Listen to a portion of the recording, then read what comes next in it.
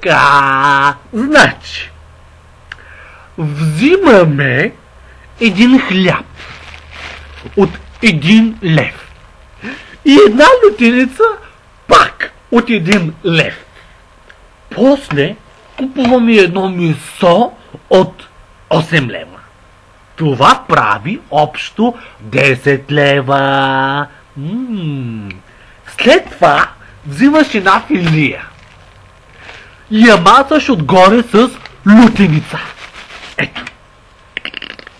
След това слагаш и едно тънко парче месо. И след това го ядеш. И така ядеш по 3 пъти на ден.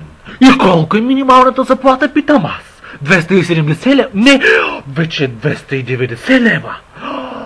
И като ядеш това по цял ден, всеки ден, и ти така можеш да спестяваш по 180 лева на месец. Това прави на година близо 2100 лева.